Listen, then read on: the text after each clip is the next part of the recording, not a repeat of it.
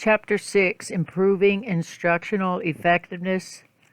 This chapter is one of the most important ones in the book besides Chapter 7, because in this chapter we're going to finish covering all the other parts of your lesson plan that you're going to have to design in order to teach at the end of the semester. There's some very important components in this chapter, so I really hope you listen to the videos.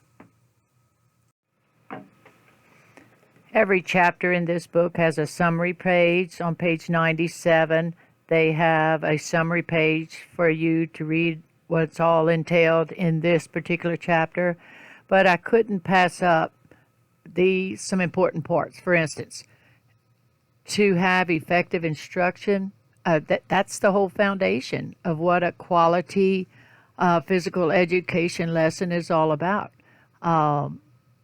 If you want to be a successful teacher, you're going to want to use a variety of strategies so that the students are going to learn. We're going to talk about instructional cues in this chapter, demonstration, which we've been doing all semester long, modeling. We're going to talk about feedback. We hadn't talked much about feedback, but there's different kinds of feedbacks. But these are all examples of sound instructional practice. Now, what I do want you to know, at the top of page 98, the first sentence talks about a quality instructor. I want you to know quality instructors may not know more about skills and the activities than less capable teachers do, but they can apply a set of effective instructional skills. If you can put these skills for the students to be able to practice, you might not know all the skills that it takes, but we're teaching the introductory phases of most of these skills or activities. So what are the characteristics of a quality lesson? On page 98, they list them for you, and we're going to talk about them in great detail.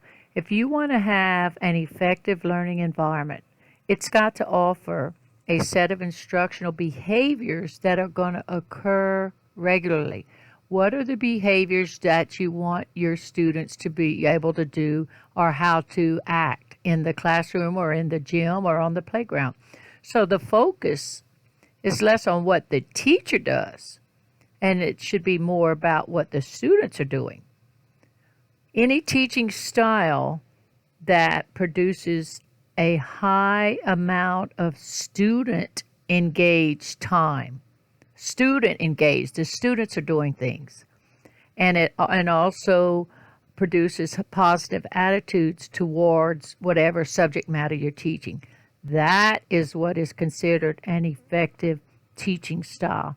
It's all about the students being engaged. So with that said, look at number 1. Students are engaged in appropriate learning activities for a large percentage of class time. I want you to know students should be engaged in physical activity for at least 50% of the lesson time. So you got a 30-minute lesson. The student should be doing something for 15 minutes, at least 15 minutes. Number 2, I want you to know the learning atmosphere is success-oriented and has a positive, caring climate. You always want to offer an activity where they can be successful in the beginning. You want that the majority of the time, and eventually you will challenge them. Number 3, I want you to know students are given clear objectives and receive high rates of feedback from the teacher. The students should know what you're going to teach that day. They should receive feedback from you about whether they're doing it right, doing it good, or so forth. So the class activities are arranged so that the students will spend a large amount of time engaged in those activities and learning whatever your objective is for the day. We've talked about learning objectives or outcomes, whichever term you want to use. TSW, the student will. That's what this is all about. Positive and corrective feedback is offered regularly. Number 4, I want you to know student progress is monitored regularly. Student progress is monitored regularly. The instructional strategies, the activities that are selected, you want to make sure that the students progress toward meeting your objectives for that day. Number 5, you should have low rates of management time and efficient transitions from one activity to another, to move from the intro activity to the fitness, to move from fitness to your learning lesson focus, to move from your lesson focus to your games or activities. Very little time should be spent in that transition. You want them to move smoothly from one learning activity to another with very little waiting time while you're giving instructions. Number 6, I want you to know students spend a limited amount of time waiting in line. We've talked about this to where the optimum situation is only 4, and you might stretch it to 5, maybe 6, depending on the situation, but it should be limited, the amount of time that they're waiting to have their turn. And then number 7, teachers plan their lessons and set high, realistic expectations for the students to achieve. Your activities must not be too easy or too difficult. You want the students to be successful. They need success, but they also need to be challenged in your learning activities. I think I've talked about this a lot. So hopefully you understand that. Start them easy, successful, but you want to progress to challenging. And then number 8, teachers are enthusiastic about what they are doing, and they are actively involved in the instructional process. The kids can read through you. They can tell if you're out of it or if you don't care about the subject matter. So hopefully you're enthusiastic about it. The next slide is going to show the actual model for all these 8 characteristics. Figure 6.1 gives a visual of everything I just said on the last slide for characteristics of a quality lesson. So if you look at the very top, the very first one we talked about was high level of student engagement. 50% of the time the students should be engaged. Then number 2, moving to the right, success-oriented and a caring climate.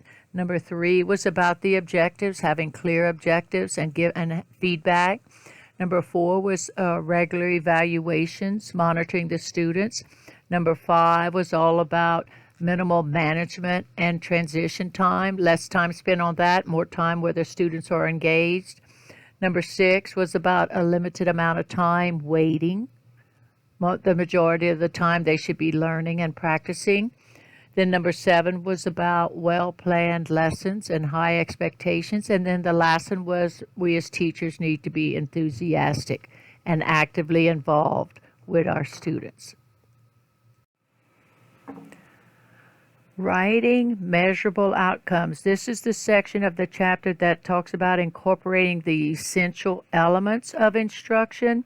The essential elements of instruction. So every day you have to have objectives or outcomes. Means the same thing.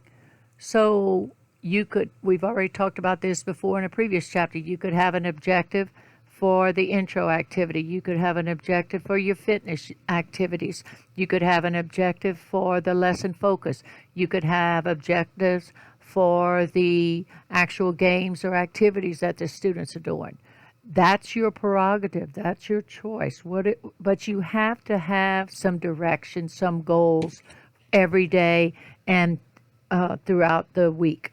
So you are going to write measurable outcomes. It's going to give your lesson some type of direction and meaning. So what are some characteristics of learning outcomes that I want you to know? Number 1, the outcome or the objective that you write must define observable behavior. If I can see the behavior you're talking about, then that's fine. I can see a student rolling, dribbling, throwing, and things of this nature. I cannot see somebody know, K-N-O-W. So you can't use the verb know, K-N-O-W, in when writing your objectives, your outcomes. So the verb tells all. We use the verb demonstrate a lot in PE, but you can't use the verb know, K-N-O-W, and you cannot use the verb understand. Can you see somebody understanding? No, it has to be an observable behavior. So, as you see on this slide, it says under psychomotor, TSW. The student will is what TSW stands for. And then look at the first word after it, demonstrate. That's the observable behavior. They are going to demonstrate. Under cognitive, the student will diagram a sample floor routine. Okay? Affective, the student will share how they feel. So you can see or hear them sharing.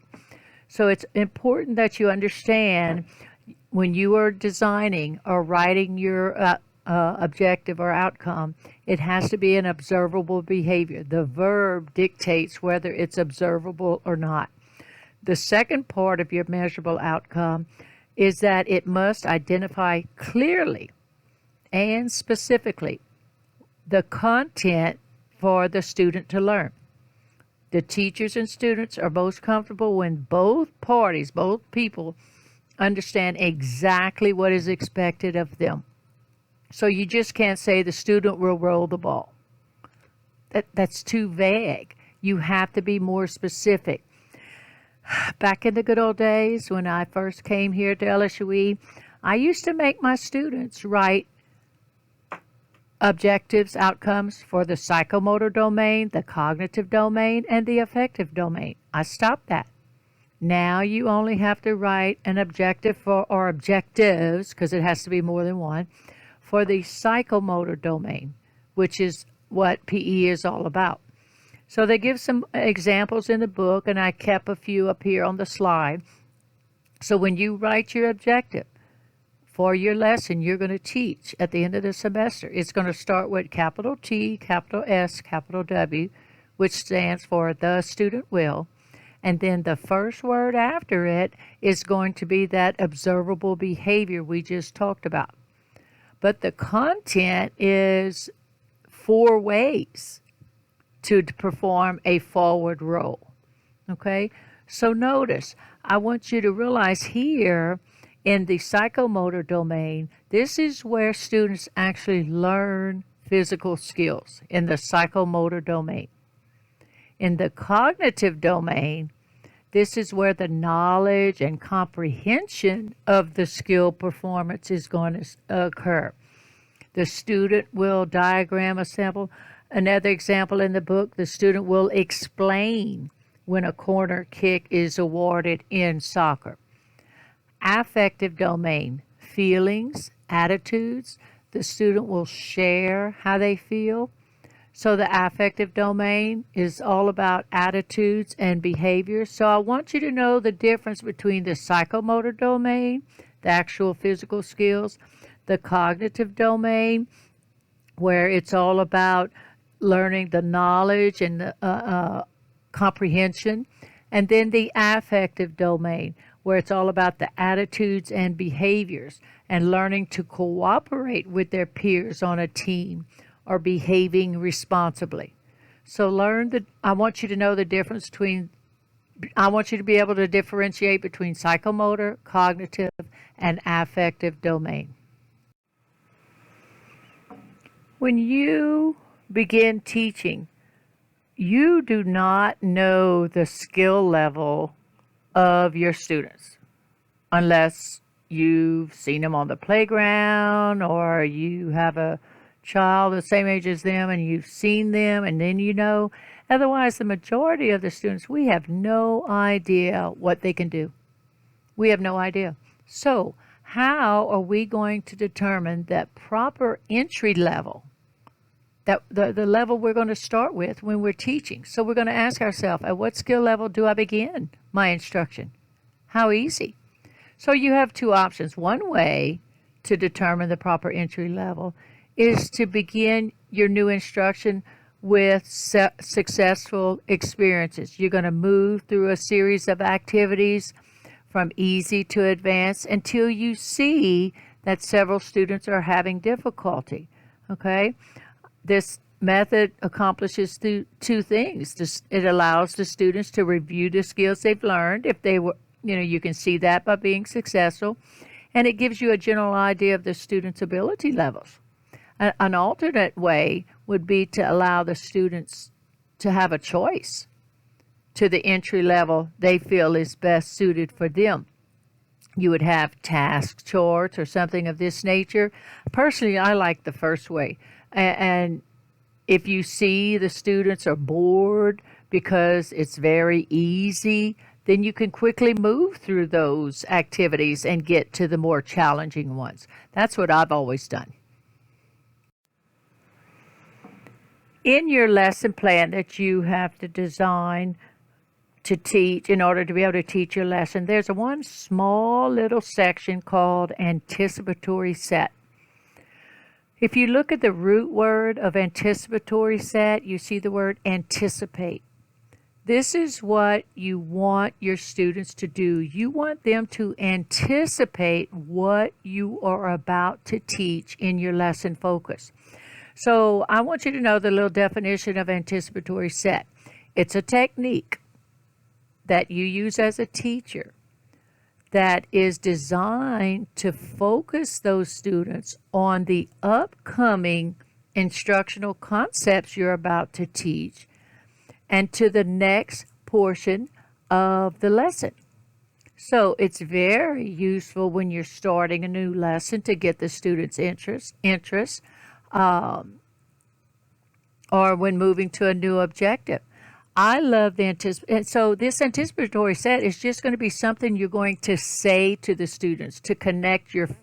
What are you going to say to the students when they finish fitness, but you're about ready to start teaching your lesson focus? You want to get them interested. You might tie in some past learning experiences in your anticipatory set. You might tell them your desired outcome. I like to help the students relate with something that's going on in the world today with what you're about to do. Like, for instance, if you're going to teach third, fourth, and fifth graders rhythmic activities, why would a boy want to do rhythmic activities? So how can you tie in that? Well, how many athletes have we heard of that actually did learn how to dance and such, to learn the footwork to help them as linemen on the football field, or to be quicker with their feet in basketball or whatever sport? So we want to just say something about that. So the anticipatory set is just something you're going to say to the students to get their interest in what you are about to teach. They give you some examples in the book. On Monday, we practiced the skills of passing, dribbling, and shooting layups. They say take a few minutes to think about the problems you had. Today, we're going to use some drills that will help you improve in these areas. So that's a progression from yesterday to today. But you can't say on Monday, blah, blah, blah, blah, blah, blah, because you're only teaching us one day. But I do expect you to tell us something or say something. And this is a little small section of the 11 parts of your lengthy lesson. Now, notice I have up here, at times, an anticipatory set is unnecessary. If the students already know the necessary information, you might just want to give them some type of talking about what's coming up. Okay? So it just depends. If they already know the necessary information, then actually doing the anticipatory set has very little value to it. So one of the 11 parts is your objectives. One of your 11 parts is your introductory activity. We've already gone over this. There's a chapter in the book on that. Fitness is another part. Lesson focus is a part. Games or activities is a part of the 11 activities. So we've covered, by the time we finish chapter 6, we will have covered all 11 parts of the lengthy lesson that I have as an example for you on my courses.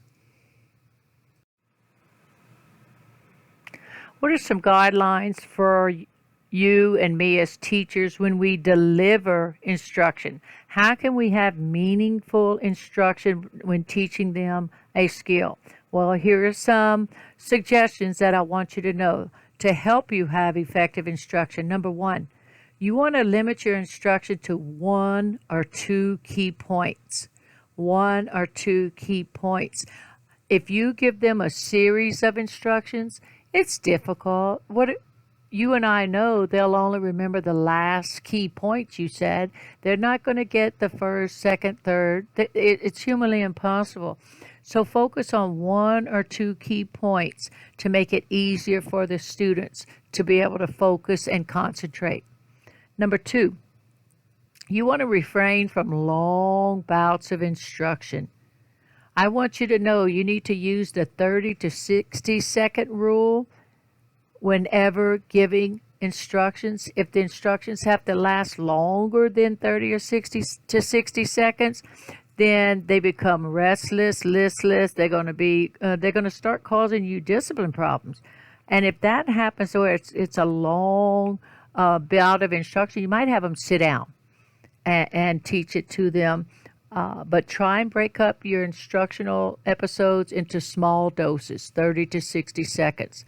Number 3, when you present your information, like you've learned when teaching in the gym, you want to do it in its most basic, easily understood form. Most basic, easily understood form. If they don't understand your presentation, they're going to fail. They're not going to get it right. Later on, we're going to talk about how to check for understanding. Number 4, I want you to know you need to separate management and instructional episodes. What does that mean? Management is whenever, how are you getting them informations, or how are you getting the students to get the equipment, or how are they putting up the equipment, that are managing them from intro to fitness. How are you getting them to make that transition? Instructional episodes, we know what that is, where you're giving instructions. So that's 2 different things. So separate the 2 and make sure when you're giving your instructions, like, for a game and such, give the instruction, but they're not moving, and they're already in their formation. You want to actively monitor your students' performances. This monitoring will help to ensure that they're staying on task and they're actually practicing the activities correctly. So you're walking around, you monitor, hopefully you're walking around, but you want to try to be unpredictable when you're moving around the teaching area. Position yourself effectively for the observations of their skills. Another key factor that you want to do is have eye contact with these students. And we've always said, I've always said, you don't want you have anybody behind you or your back to any students. When I was talking about positioning yourself effectively for observation of the skills. So make sure most of the time you're going to be around the perimeter, which is the outside area, and vary your location. When you deliver your instructions from the perimeter and vary your locations, you don't want to stay there too long with a single group. This may cause restlessness and such. Let them move on to their task. Give them 1 or 2 focus points and then move on to another group. I like this suggestion that they make here. It's not a test question, but it's a very good teaching tool to help you to monitor your students and not get yourself caught up in just one group and not moving on. You divide the instructional area, whether it's a half a gym or a playground area or whatnot, like in 4 equal areas, quadrants. And you make yourself deliberately move into the far corner of each of these areas, and then chances are you will interact with all of the students throughout the course of the 10 minutes or 20 minutes or 30 minutes throughout the whole PE lesson. So these are some good suggestions on how to monitor your students while they're performing activities. When you are teaching students, when you're teaching them skills, you want to use instructional cues. What is the definition of instructional cues that I want you to know? Instructional cues are key words. Notice I didn't say a sentence. They are key words that quickly and efficiently communicate proper technique and the performance of the skills and the movement tasks. When you're teaching your rhythmic activity, you want to use short little cues to help the students stay with the tempo, stay with the beat, and do it correctly. Step, cross, step, tap, step, cross, step, tap, step, hop, little short keywords, instructional cues. So they give you some suggestions here. These few points: develop precise cues for each skill being learned. The examples I just gave you for rhythmic activities is a great example, especially for the learners to help to remember the sequence you want to use keywords. Use short action-oriented cues. Step towards the target. Keep your eye on the ball or eye on the target. But it's short. It's not a lengthy sentence. Yes, it's a little more than one or two words, but it's still short. It's focusing on the action that you want them to do. Then there's sometimes you might want to integrate cues. What does that mean? Like putting the parts of the skill all together so they can focus on the skill as a whole. Step, rotate, throw. Notice it's not a lengthy sentence, but it helps them to do the actual parts of the skill into the whole skill. So these are some very good suggestions on how to teach and the different types of cues. Here in Chapter 6 is where they talk about actually demonstrating. But you know, since day one in class, I've always talked about demonstrating, how it's impossible to teach physical skills without demonstrating. It clarifies, it gives a lot of clarity to it. So a fast, effective way to present any physical activity is to demonstrate it. It's going to accentuate any critical points that you want the students to realize. It offers visual aids, or it might be some type of media to enhance the instruction. You can even slow down the presentation, like when you doing the basketball, whatever you like, your basketball activity.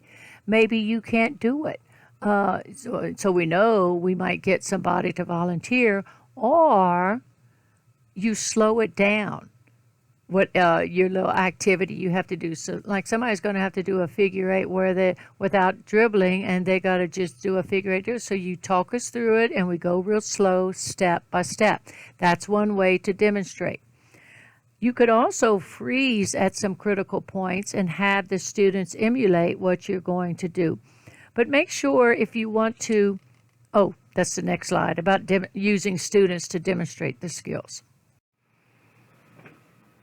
So, what if you cannot demonstrate the skill because you cannot do it? Well, we're going to use students who can and let them demonstrate so you will not be embarrassed. While the student's demonstrating, you're going to say key points of the physical skill or activity that the student is doing. And the student demonstrations actually bring the original ideas to the presentation, and it'll build their self-esteem. Make sure all students who want to demonstrate are given a chance at some point, maybe not that day, but within the week, take turns for it. So demonstration. No, it's not demonstration, it's checking for understanding. Oops, the next slide. Okay. Checking for understanding is another small component of the 11 parts of your lengthy lesson. How are you going to check for understanding? I have talked about this also a whole semester.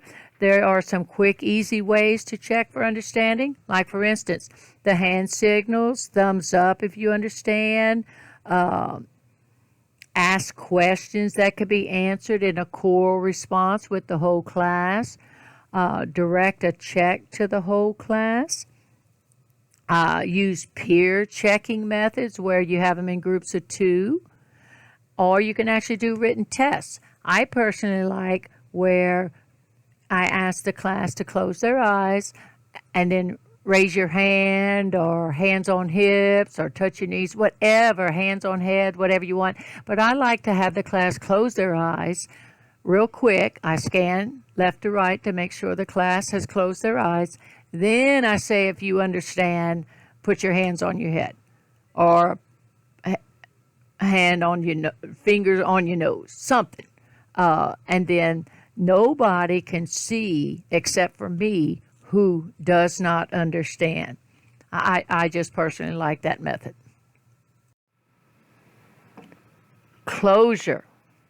Closure. This is the last part of your 11 parts of your lengthy lesson. You want to take 1 to 2 minutes for closure.